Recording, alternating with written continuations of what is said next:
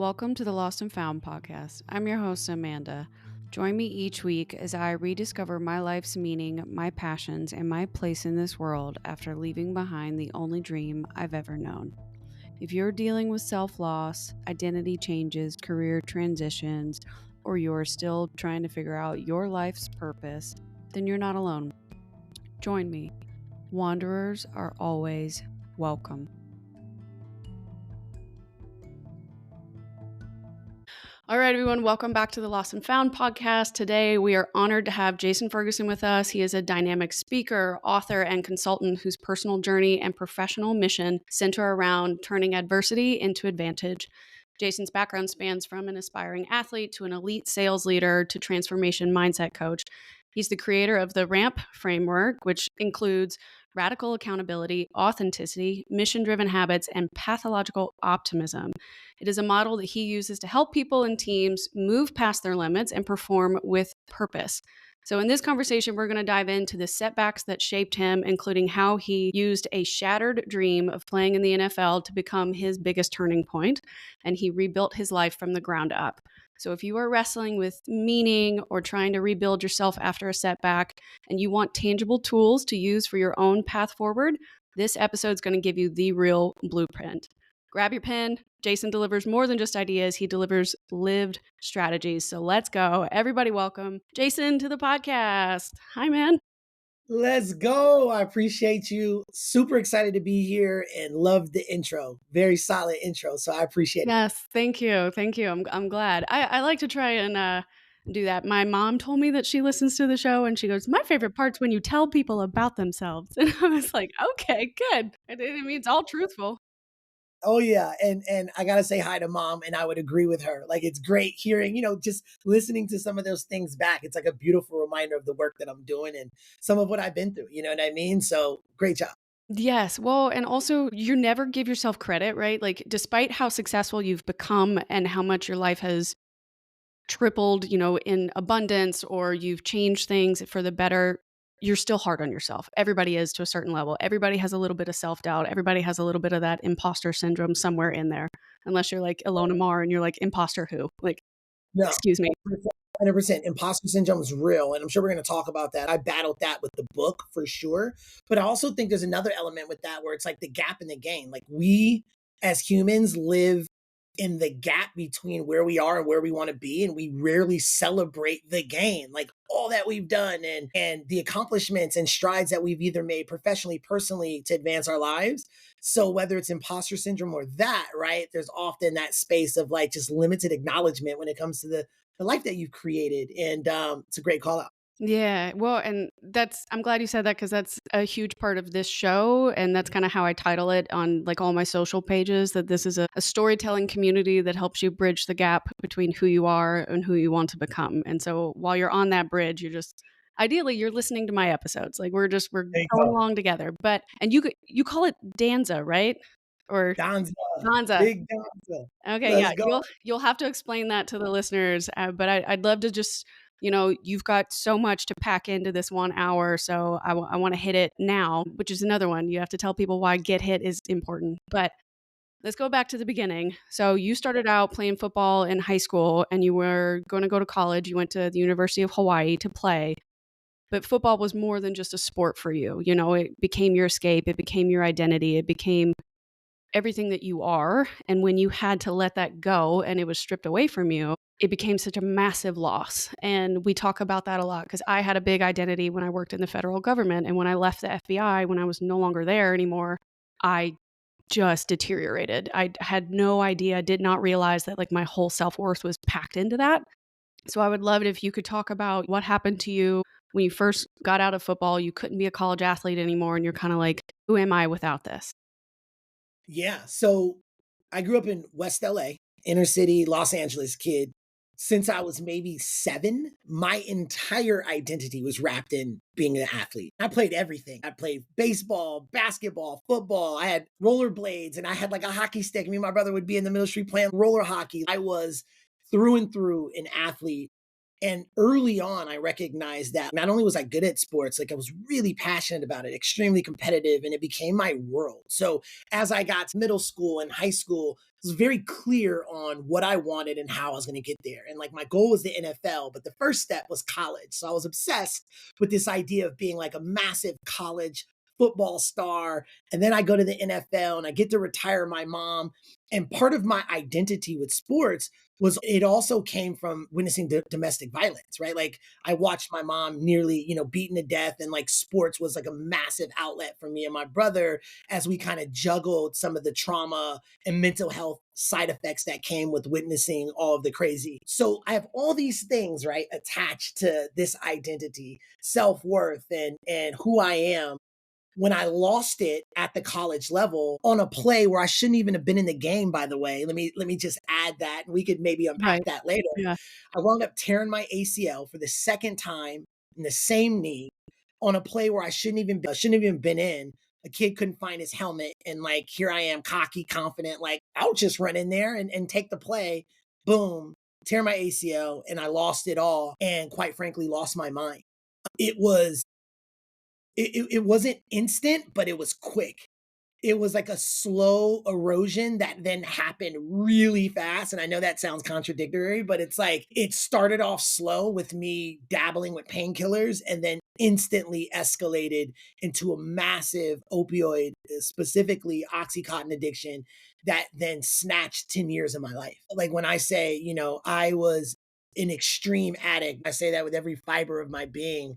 I got so bad in my addiction that I was either going to die, end up in jail, or be homeless on Skid Row, which is an infamous part of downtown Los Angeles. I completely lost myself, all of my self-worth, and I felt like I didn't know not only who I am, but like I didn't realize like the other parts of me that could shine through and still be lovable and likable or potentially successful without the notoriety that I built that identity on.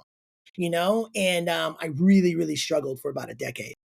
Yeah. And also a slippery slope that you weren't really aware maybe to start thinking about? Because I know there was a part in here where you talked about initially you blamed everybody else, right? I shouldn't have been in that play. The coaches should have checked on me more. My friend should have told me don't take those drugs, or I should have gotten caught and I didn't, or all these other things. Thing after thing after thing was building up for you, and you're not focusing on, hey, I got caught up in my own issues because I never addressed it ahead of time, right? It's one of those where it became so easy, I'm sure, to push off onto other people because facing your own pain in that moment just didn't sound like the right thing to do. It wasn't the easy thing to do. And so you, like many people, you probably got caught up in trying to find the easy way out of your problem, which was just physical pain and emotional pain because you didn't get to be that guy anymore, the legend like you felt like anymore.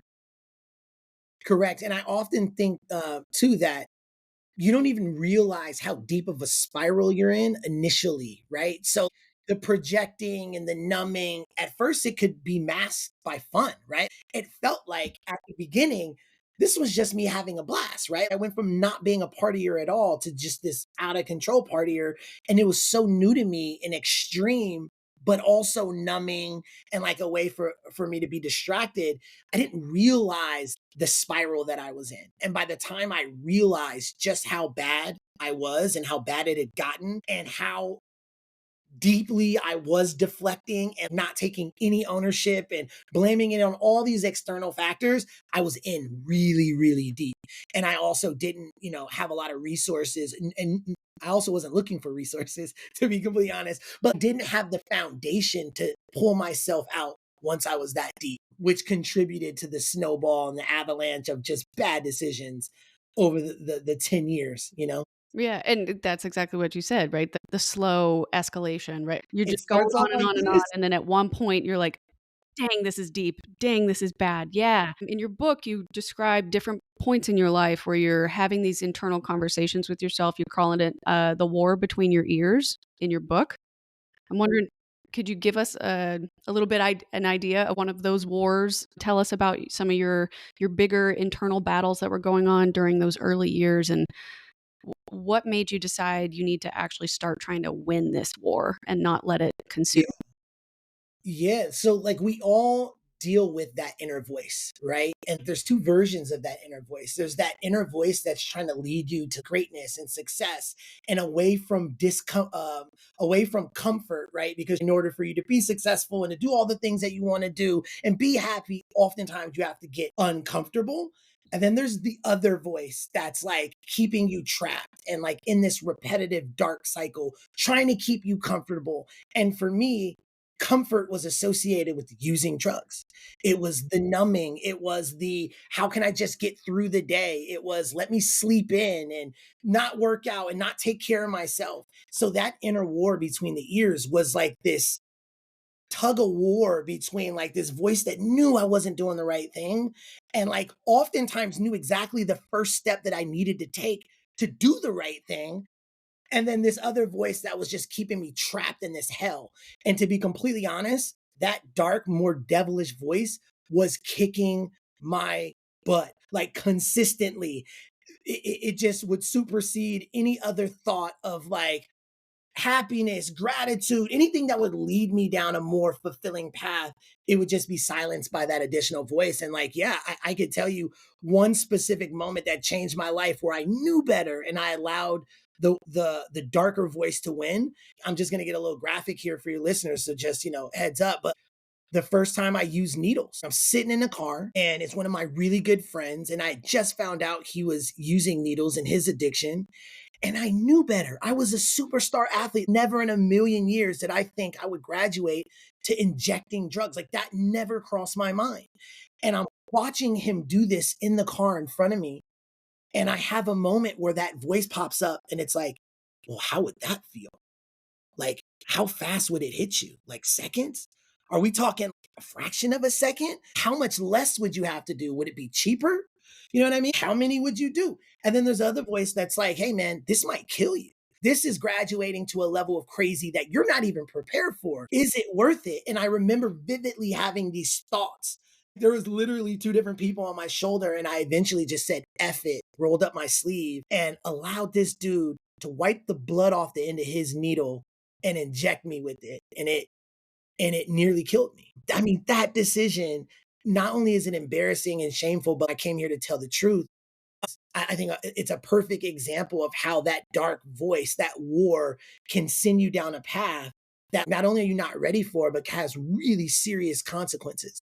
Yeah, and I appreciate that. In your book, you are very honest. There are a lot of stories that you share throughout your journey, and one of the things I appreciated the most was that you admitted how misperceptions that you already had about who drug dealers are or who drug addicts are, and not really acknowledging, oh, I am an addict, like this is me now, this is my life, it has physically altered my life, because everybody has the Hollywood perception of what that dirty, seedy life looks like until you're really actually a part of it. And it starts so subliminally, and it impacted your own identity too, because it kind of twisted things for you. And you were honest in the book about walking into this. You're like, oh, I can handle it. I can go to rehab and I'll be done. I can do my 90 days and I'll be fixed. I'll be set. Like I'm strong enough. I'm smart enough. I'm young enough. I can get fit again. I'll be okay. I can fight it off. I can handle it. But then as the chapters go on in the book, you reveal the multiple times that you were challenged again, the multiple times that you were tested again, the multiple times that people in your life who maybe knew or didn't know you were an addict, and they would present the environment back to you and you would still go, oh, I've been sober for X amount of time. I got it. I Yeah. got it. I got it. And the truth is, it is a lifelong choice that you are now having to make over and over and over again, despite being sober for how long now, I guess?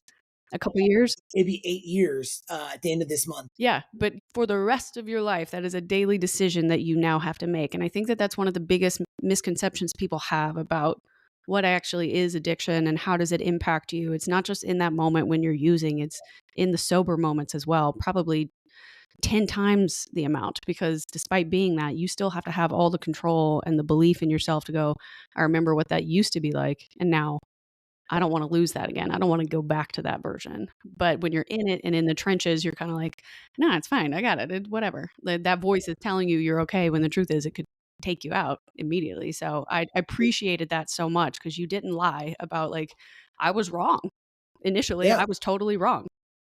Absolutely. And I think the only way to learn from that, even beyond the addiction, is like understanding the internal battle that's going on. And it's not just about like me beating drugs, right? It's like there are certain people on the call that have been battling with like fitness, right?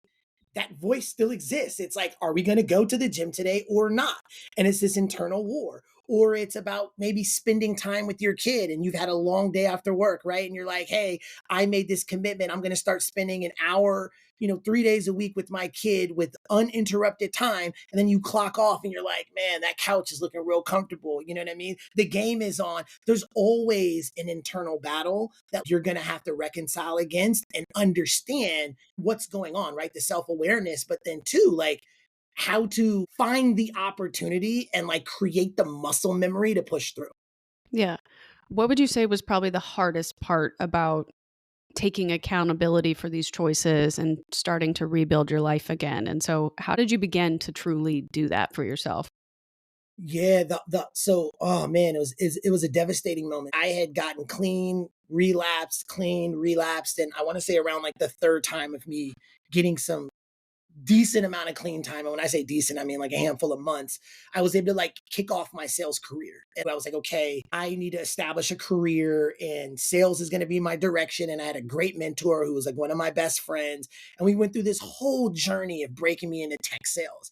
And I wound up getting this job that I was not qualified for. I had no business to be given this opportunity, but the manager and the VP of sales saw something in me and they blessed me with this incredible opportunity. And I would say within the first couple of months, I start doing well. And then halfway through the first year, I become a top performer there. And I am like, no lie, living my dream.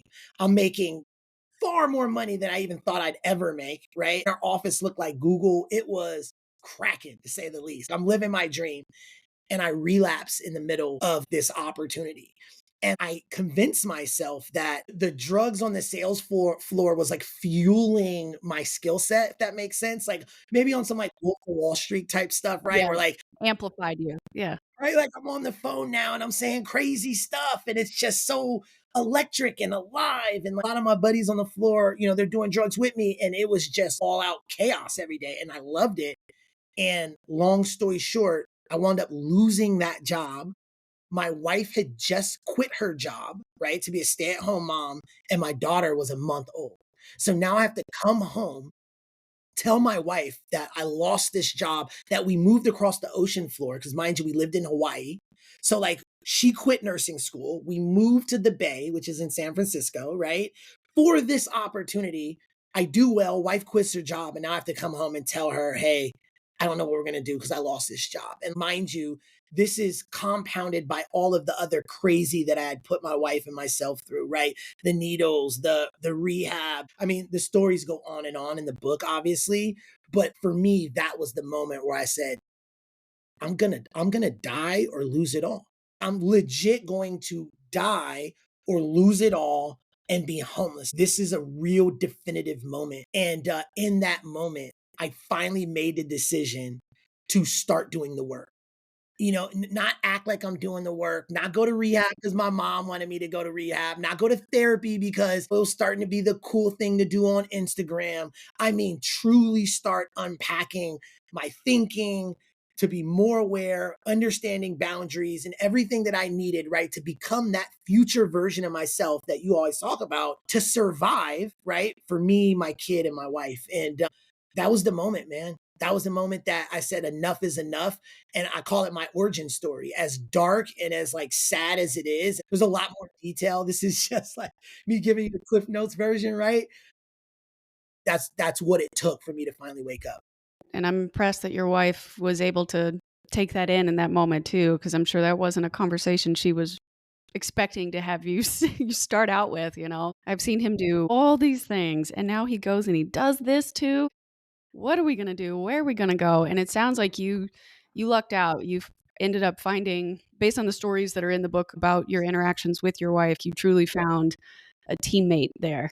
She's seen you at your absolute worst, and she's seen you at your best, and she's also seen the reincarnation or the redemptive version of you too. And she supported that and pushed you. And I think that that's awesome. And commend you for being honest in that moment because you could have gone home, right? And you could have been like, "Yeah, I'm fine. I'm totally going to work. I'm totally driving 2 hours into San Francisco every day." And instead, you could have run immediately back to the drugs. You could have gone I was spend your shattered. 10, 12-hour day on the streets in San Francisco, and you didn't. You changed your routine.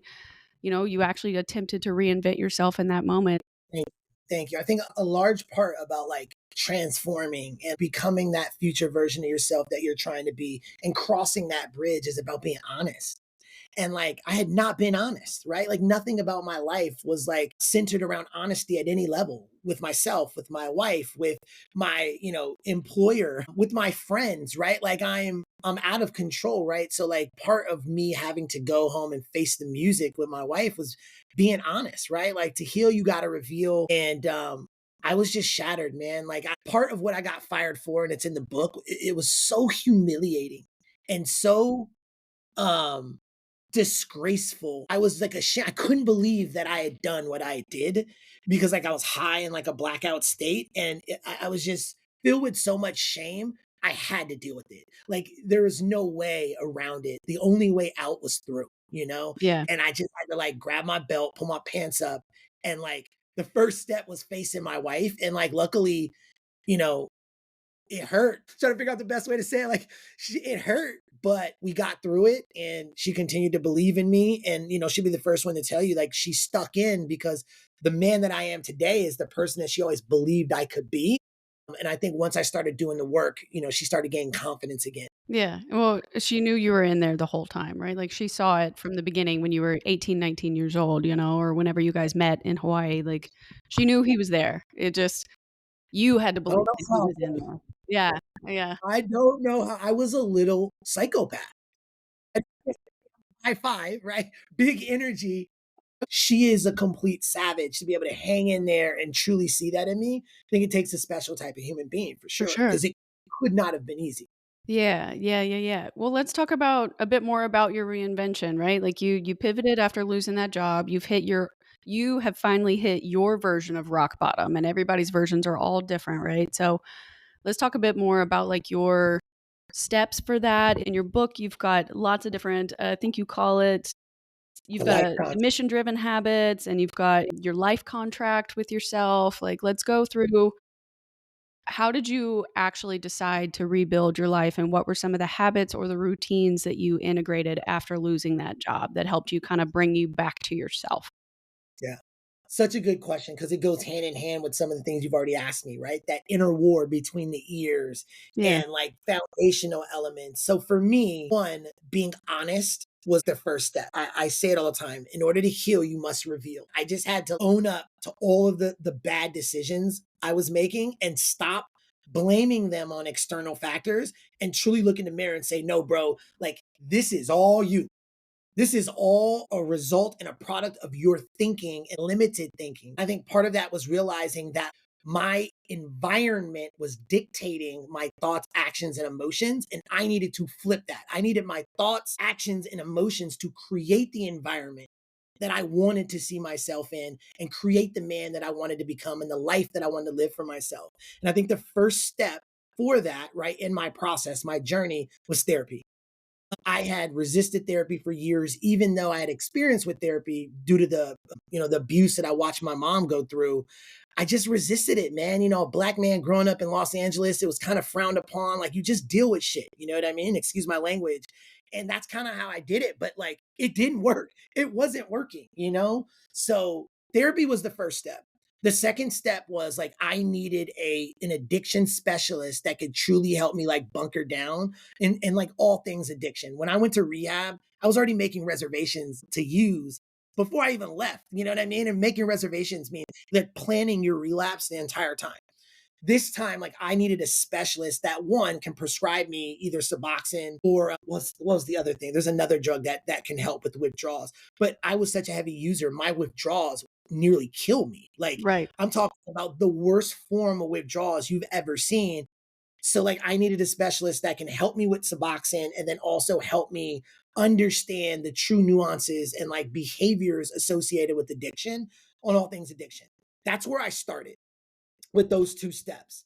I think it evolved into something even more meaningful. And this is what I call mission driven habits, right? Like I created a life contract around mission driven habits, basically a system, a foundation of things that I execute on every single day that allow me to be like driven and fueled and pushed towards becoming the man that I aspire to be with like every, part of my soul.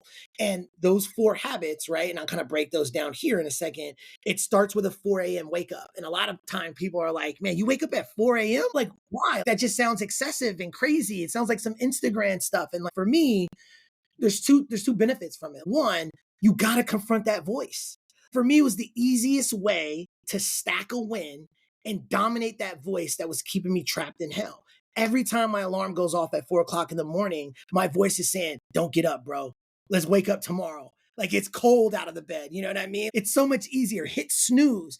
And that was the first step in me being able to dominate that voice and get my butt up when I know the rest of the world is asleep and comfortable in their bed.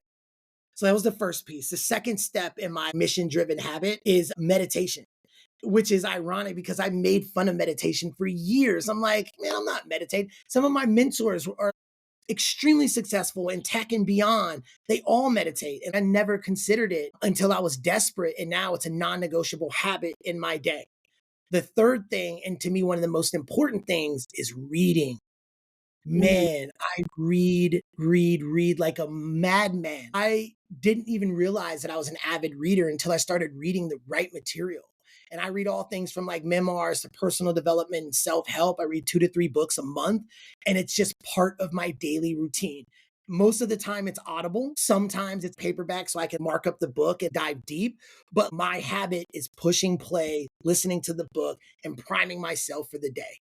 And then the last step is working out. And for me, working out is extremely therapeutic. Two things come out of working out, right? One is you start to look at yourself with pride again. I was a guy, a grown man who would go to the bathroom in the dark to avoid the mirror. Right. Like that's how bad I looked. I was 50 pounds overweight, face looking all torn up from the drugs and the alcohol. And like my skin is a reflection of my lifestyle, right? I just looked terrible. Fitness obviously helped me gain a sense of confidence back and pride. But the other thing that it does is, again, it allows me to dominate that voice. We got to dominate the voice that says, don't work out today, work out tomorrow, right? The voice that says, you're too tired today. I never want to work out. So that voice is there every day. The second place where that voice pops up is halfway through the workout. Every single time that voice is like, all right, bro, hang it up. You've done enough. Look at your arms. Like you can see the vein. Let's dip. And I'm like, no, like this is what we said we're going to do today. And we're not bouncing until it's done. Right. So, I know I kind of went deep there, but for me, those mission driven habits allow me to restore purpose and discipline. But most importantly, I call it win stacking. It allows me to stack 4 wins every single day, no matter what's going on in my marriage, no matter what's going on at work. I know if I hit these habits, I could win the day and that could fuel me into every other area of my life with the right energy and the leader that I need to be for my company and my wife and family. Yeah, that's good, and it sounds like That's a lot. I know that was a lot. That no, was dude, long-winded. no. It's important. It's very easy. It's so hard for people can just tell you, oh, like just motivate yourself or do this, do that, and you turned it into 4 things. You kept it really simple. They were all doable things for you, especially when you timed it out right. If you start at 4, I mean, doesn't The Rock start at like 3:45, like something like goes to bed at 11? Mark Wahlberg. Mark Or Wahlberg's Mark, up at like 2 o'clock every day. I don't. They must go to bed at like 6 p.m. I don't know how, because one of the major things I interviewed a guy that was the co-founder for Dream Recovery. So it's a performance-based and recovery-based company. They've developed all these different types of like face masks and nose plugs and different things to help you sleep better, because when you sleep, you can recover. And when you recover better, you can perform better in all different aspects of your life. And that I'm shortening the science very short, but it fascinates me though, because like if people can do that, but they're going to bed at like midnight or 11, how do you have the energy? And you can't do that. So you have to find what works for you. And it sounds like you picked 4 things that could be doable all day, every day, at any point in time. So, like, even if you're traveling for work, like maybe you're not in California, but you're in New York or somewhere else, and you're like, I still have my 4 things. I make sure I get those done, hit the gym, and then the momentum has been built. So it's been That's very it. easy for you to have the momentum. You don't have to have the motivation every day, but you can have the momentum to get your discipline off the ground and running. And then by the end of the day, you feel good because you have done exactly what you said you would do. You kept a promise to yourself. And that's one of the biggest things I've noticed through this podcast. Am I getting an episode out every single week?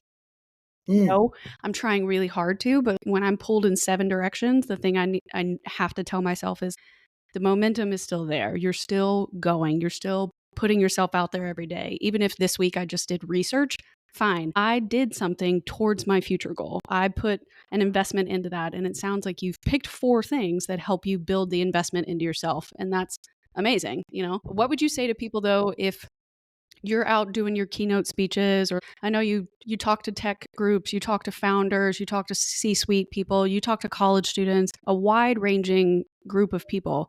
If they can't do those 4 things in particular, how would you change the suggestion for your 4 key things that they need to do? What are like other yeah. things that could be going on? Because sometimes some kids can't wake up at 4 a.m. kind of deal. So what would be the alternative? Because I know that you're not going to preach a speech that's cookie cutter to every single group. You change it based on that. So I'm curious, how would you kind of change your motivational charisma there for the different types of people that maybe can't do what you're doing? Yeah, well, most times when I'm given like a keynote, it's based on like their independent needs, right? So like if part of what I'm speaking to is transformation, I share, my win stacking process. So they have like a framework to kind of measure it against. But by no means is this the way, right? This is a way. This is a way for you to leverage and use to then inspire you to create your own system. Maybe it's just starting with a commitment to work out every day. Maybe it's just starting with a commitment to go to therapy once a week and actually do the homework they assign to you to do. Maybe it's just starting with meditation because part of your problem is anxiety and you need to clear your mind and focus on your breathing so you can come back to Zen, right? And feel better and confident and more ready to tap into flow state and go off, right? So I don't think it needs to be 4 or 5 extreme things. I think you just need to pick one and start. I didn't start with 4 things overnight. I started with the wake up and then reading, right? And then it evolved into meditation, right? And then finally, I got tired of looking at myself in the mirror. And then I said, okay, working out is going to be part of my ethos, right? So my recommendation would be don't overwhelm yourself with a perfect system. Be consistent. It's the same thing with your podcast, right? Mhm. You're hard on you, but perfection isn't the goal because it doesn't exist. Are you consistent?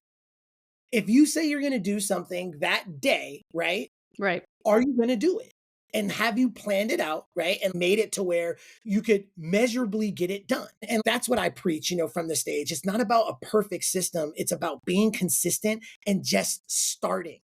Most people don't start because they lack confidence. But the thing is, confidence isn't the entry fee, right? It's the byproduct of action.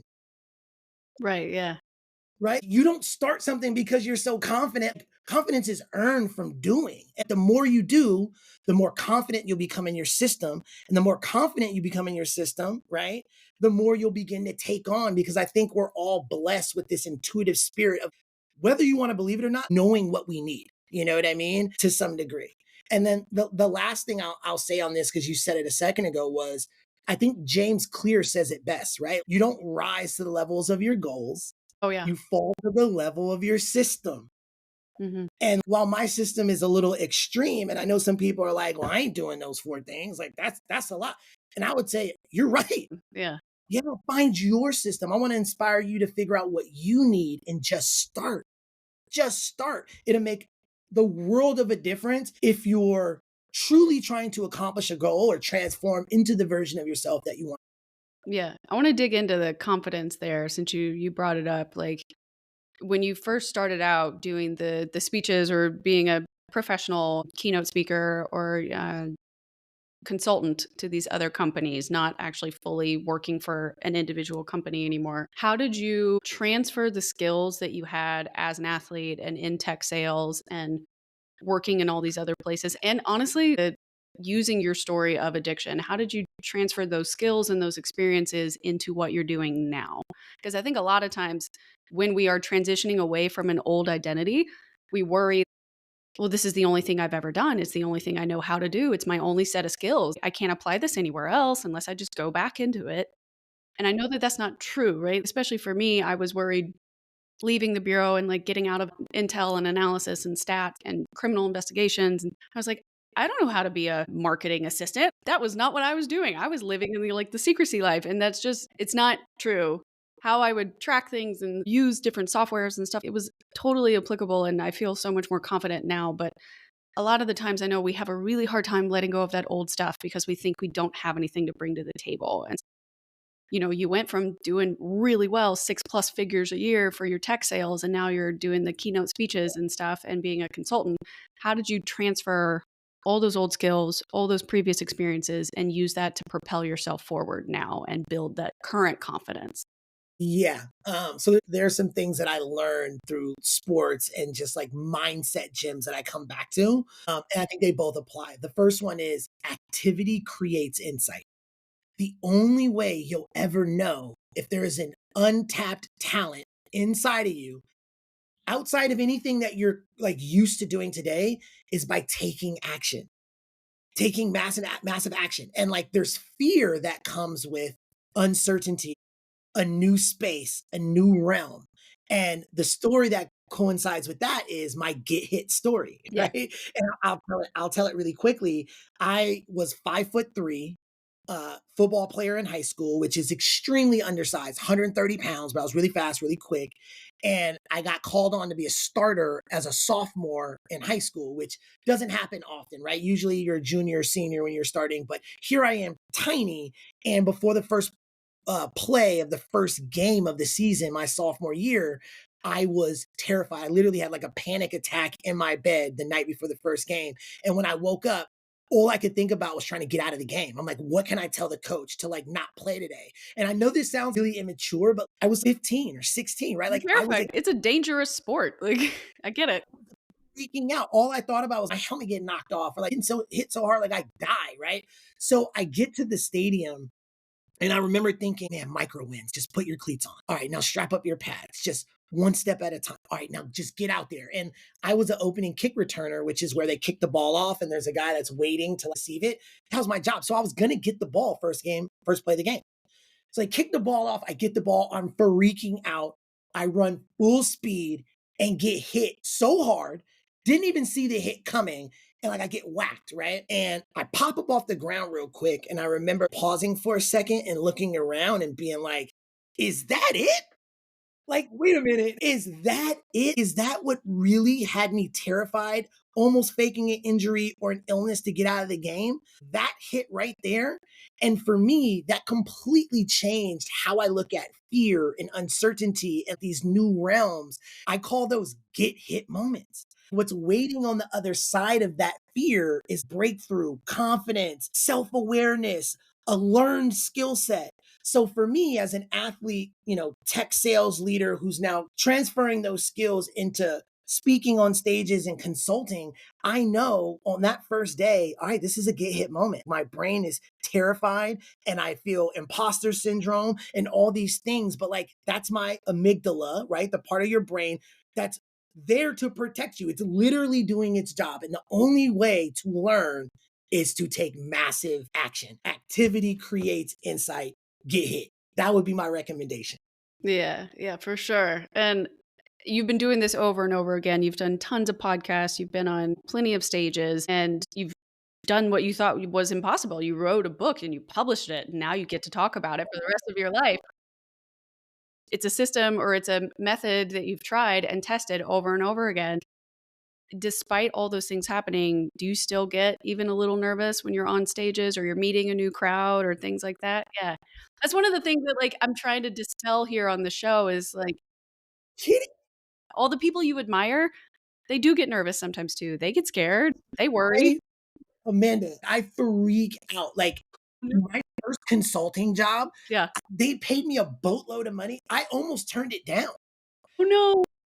Yes, I remember looking at my wife. I don't know if I'm qualified for this. And mind you, I had scaled a sales organization from the ground up with some other leaders, obviously. It took a tribe, a whole team full of people, but I was one of the instrumental figures in like scaling this team. We took them IPO, changed my life, right? So I had the accolades, the skill set, and here I am looking at this company that just hired me and I'm thinking about giving them a refund, like really giving their money back, like not sure if I'm qualified. So absolutely, I feel that. I experience it every time I either go to coach, consult, or speak on a stage. I did a TEDx talk and almost backed out because you had to memorize it word for word.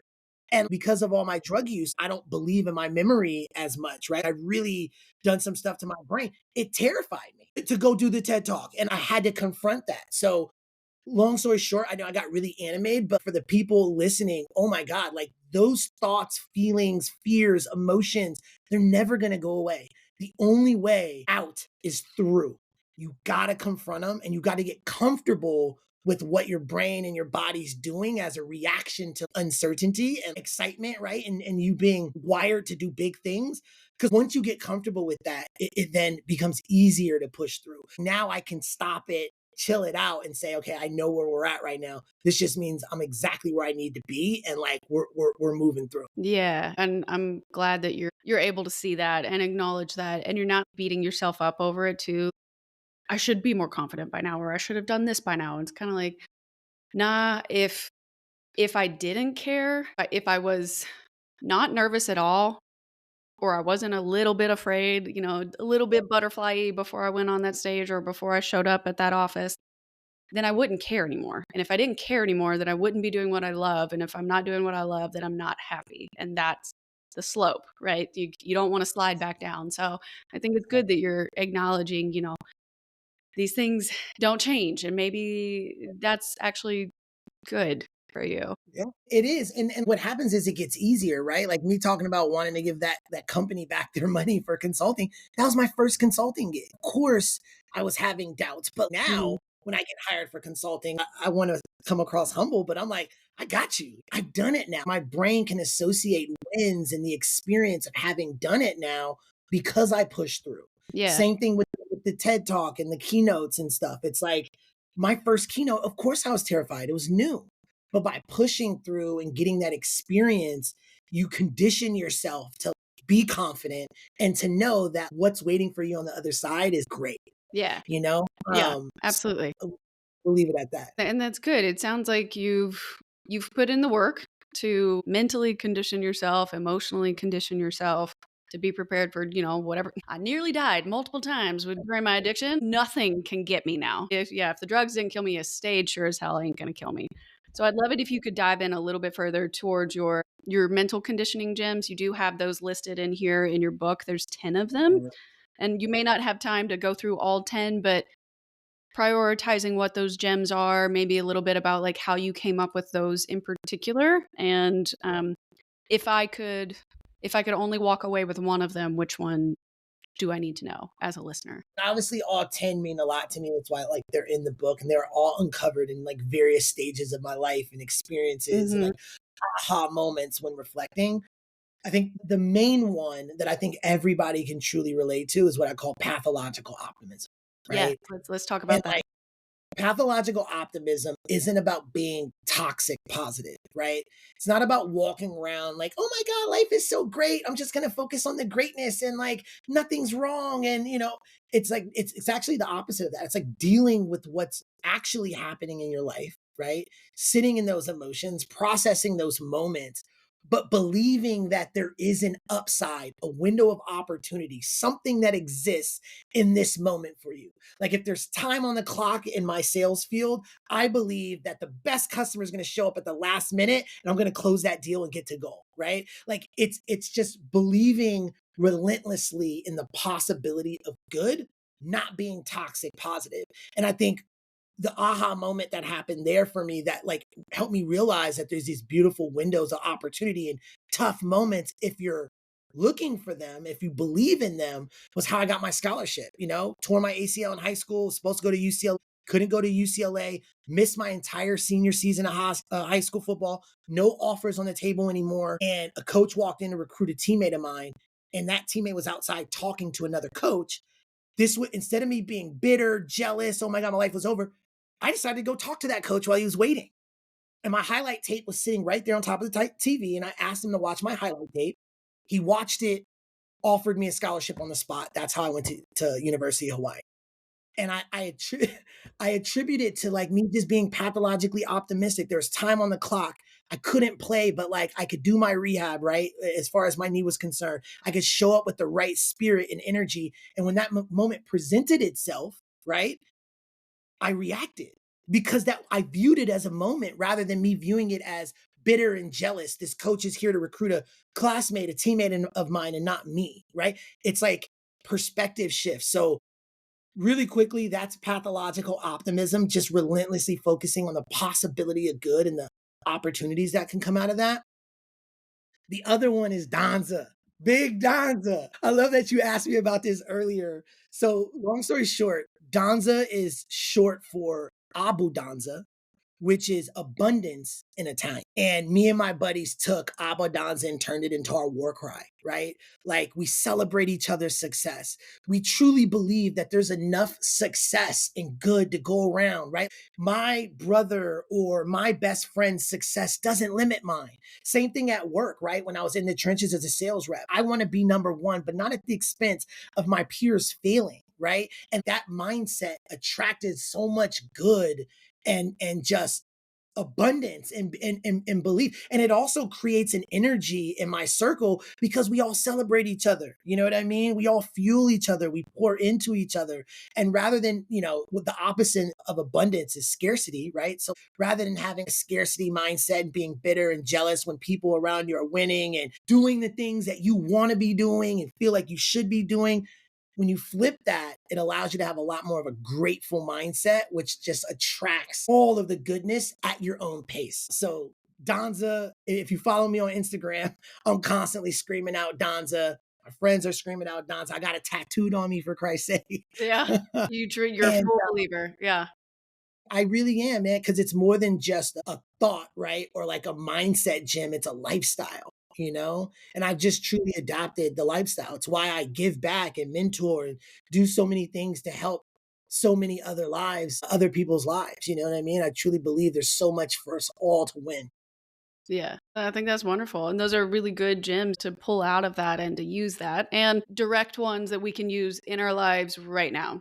Even if you haven't had the opportunity to read the book yet, those are two things that you can implement today if you're listening. I love that. We could honestly, Jason, we could probably talk for 2 more hours, but I want to Yeah. be respectful of your time. So I only have the last couple of questions. For one of them that I want to ask about the book, and then a few that I always ask all of our guests. So your book is called Nobody's Legend: Let Go of Who You Were, Rewrite Your Story, and Take Back Your Life. Nobody's Legend is kind of a unique title, and you've got like this gold peeking through in the black here. So I'm wondering if you could talk a little bit more about that, because it's not just a comeback story, it's a reintroduction of who you are and what you're presenting to the world. So can you talk about what this title means and what does it mean to you personally? Yeah. So, I started getting a lot of attention as an athlete very young. And I became really well known in my city as this like little dominant football player and basketball player for the most part. And I was kind of dubbed like Jason Ferguson, J Ferg, the legend, right? And my ego ate that up, man. My identity ate that up. And when I lost football, I lost my mind and I lost my self worth. And I really felt like I had nothing to give and like was almost like ashamed to be out in public, right? Without this thing that I had built my notoriety on. It was really, really difficult.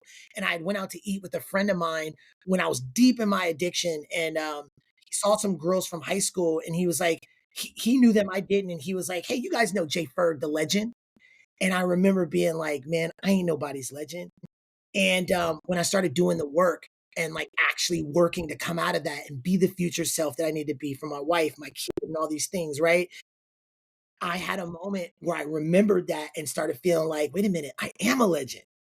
Like I am a legend, but I'm a legend for all things that have nothing to do with football. I'm a legend for who I am in my community, how I show up for my family and my household, who I am to my friends, right? How I show up to lead at the company that I work for these companies that I consult, right? How I approach my everyday. And I believe everybody has their own version of legend that applies to who they believe they are and has nothing to do with external factors that were placed on them or like how they were convinced to, believe that, is wrapped up in their identity. So that's where the title came from. When I thought of it on a bike ride one day, Yeah. it just felt so fitting because it's like a play on legend. Like I'm not that legend, you know what I mean? The legend that almost killed me, but I am a legend for all things that hold value to me. Mhm. All other areas of my identity, I never took the time to explore. I love that. No, that's really good. You're talking about all these things that could have made you a legend or could have ruined your legacy too, and somehow you found a way to not let it do that. And so you didn't let that lack of self-confidence take away legendary. You let it manipulate things into another way where you're like, all right, I can be a legend for these reasons now. No, it doesn't have to be a legend only for football. So I think that's really good. Yeah. And it's a good lesson for anybody to take away from too, you know? Yeah, sorry to cut you off. I was gonna say, what a beautiful call out. It's like the call out that you just made around how some of the things in the book that I wrote, like the behaviors that I'm so ashamed of could have ruined my legend. Because you're so right. And like Yeah. they could have if I allowed it, right? Yes. So thank you for calling that out. Because sometimes I gotta remind myself because I still deal with shame. Like I put it in the book, but it wasn't easy, you know what I mean? And like, I remember being fearful. Did I share too much? I had to consult a lawyer. I had to like send it to my CRO and be like, hey, if this comes out, can I lose my job? You know what I mean? Yeah, I'm a t Like, I need to tell the truth. That's a legitimate fear too, and I deal with that too because I there's certain things that I know I cannot say on this show. 1, because 'cause I'm still employed somewhere else, and 2, I've already had people from my previous job ask me certain things like, "Hey, can you take that down or can you edit this?" And I'm like, "Dang it. I need to figure out." There's nothing that I said that's necessarily gonna get me arrested or anything like that, but just the, like, there's still a deep part of me where I want to build a legacy of a better life, a better world. I want to leave this place better than how I found it, which is why I want to live a life of service. And the only way I can figure out how to combine that with creativity is through this podcast. And so the best way that I know to connect to people is to be authentic. But it's very difficult for me right now to tell an authentic story without people getting upset.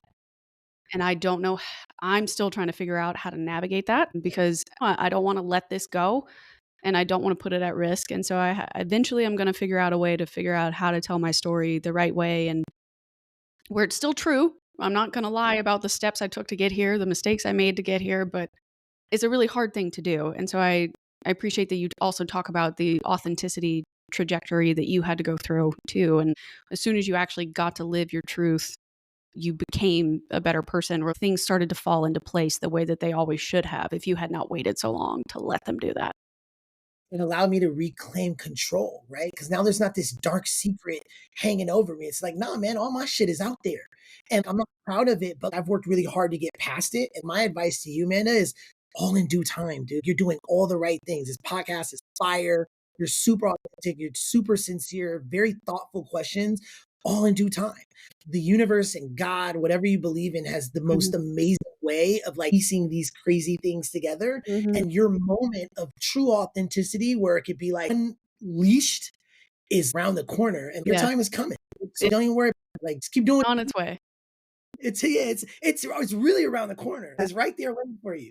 I appreciate that. That means a lot to me. From somebody that's gotten to that point and is able to live that life, it's really nice to be able to talk to someone who's there where I want to be and they can turn around and like pass the baton back and be like, "You catch it. Sure. Yeah, catch it. You got it." All right, so we'll just do I call them the rapid fire questions, but since this is like a deep podcast, it's kind of hard to rapid fire sometimes. But our last few ones, what do you want out of life and have you found what you're looking for? Man, I just want happiness, and I want for my daughter to like, grow up with like the mindset and the confidence and the skill set to live a productive life. And I think I'm doing the work to continue to be happy and to be a good dad and husband for my families.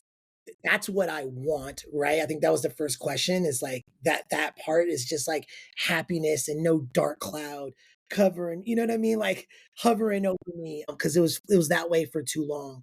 And then in terms of have I found what I was looking for, what was the second part to that question? Yeah, just have you found it yet? Because the Yeah, show is called Lost and Found, so sometimes I yeah, ask the people that are quote unquote found, have you found yeah, what it is that you're looking for? And some people say yeah. yes and some people say no, but I think you definitely have, because if you're looking for the happiness and if you want to live by example for your wife and your daughter or your friends or whoever's in your good environment right now, I think you're for sure doing it. Yeah. So I think yes, in that degree, right? Because I do the work every day and it's hard. And I think that like if happiness is the goal, I'm right there and I'm content with that. But as far as truly finding it all, I think there's other areas where I'm really hard on myself, right?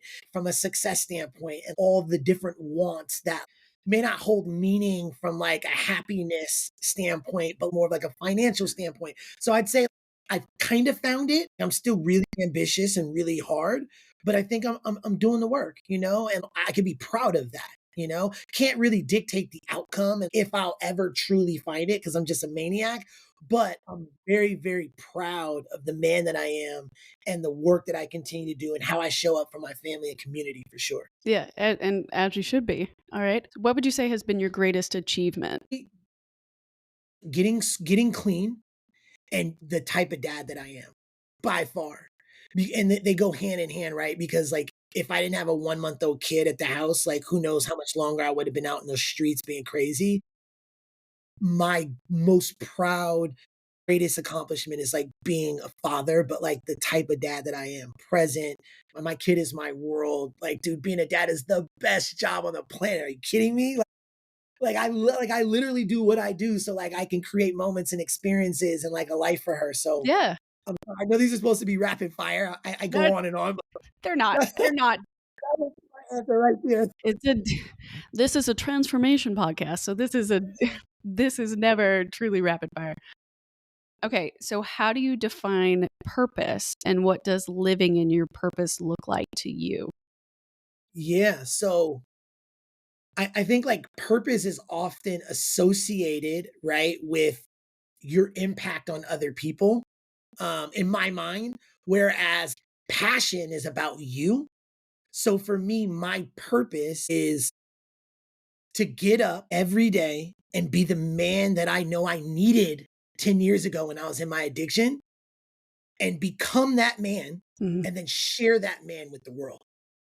That's my purpose. Yeah, I love that, and I think I read that either came from a book or somewhere on Instagram, so I can't quote the exact person, but there's something around going like living in your purpose is becoming the person that you needed the most back whenever that moment was in your life, right? Like being able to grow up and look at yourself and go, I became the person that I needed when no one else was actually around. And so if I could have been that person, that future version of Amanda for the girl at, 25, 26 that was really going through it, that means I've made it. I've done it. I can be that person for who the younger me really needed at the time when I couldn't find her anywhere else. So yeah, I love that. Absolutely. And then I would take it a step further and say, once you become that person, share that person, Mhm. right? Which you are. You started a podcast, you're sharing, you know Oh what I yeah. mean? And like with me, it's the same, right? I want to continue to become that and then share that with as many people as possible to help try to help lives.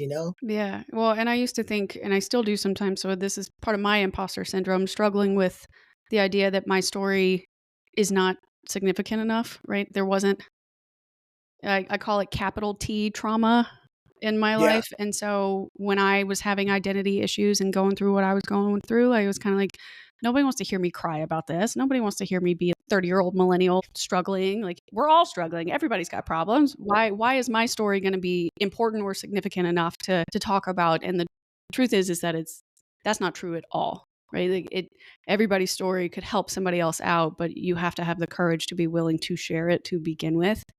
And exactly like you said earlier, sharing it is what helped you heal. And I 1,000% attribute that to my healing journey. That today is actually the day that we're recording right now. Today is the second anniversary of the show. And so I remember that day being like, you don't do something right now, you're going to lose yourself. And you cannot risk not doing that and anymore. You've done it for decades. You cannot do that anymore. You have to come up with something, do anything. So the first few episodes are rough.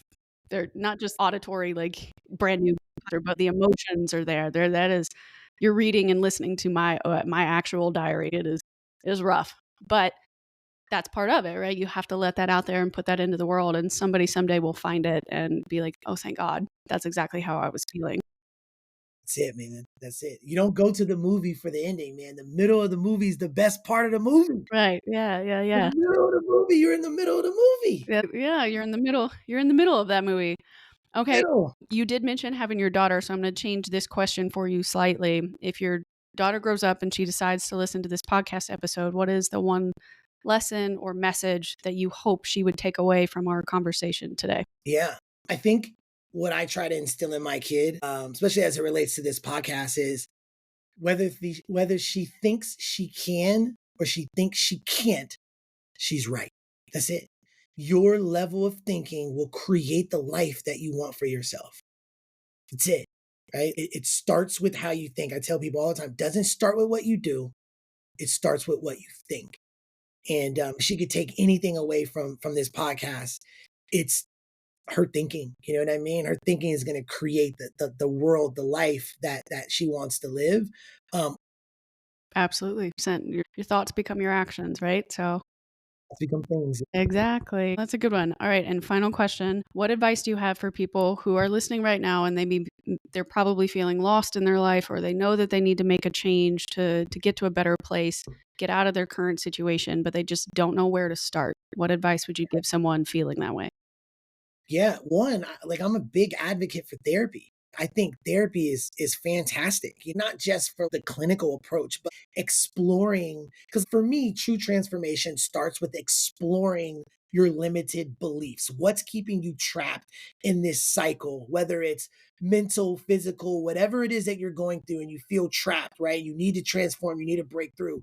There's some level of sabotage thinking that is just cycling through. You need to explore that stuff. And whether you could do it on your own or with somebody like a therapist, I think that would be the best place to start. Because then what follows that is total clarity about what you want.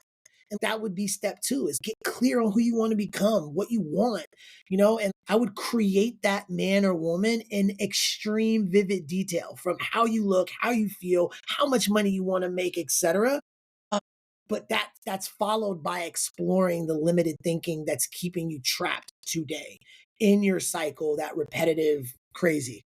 Yeah, and that's great advice. You gotta look inward and figure out, where's that emotion coming from? Where's that lost, stuck feeling coming from? And how do I that's how you first step out of the out of that jungle, right? Out of that darkness, is to Face it. admit that you're even in there. Yeah.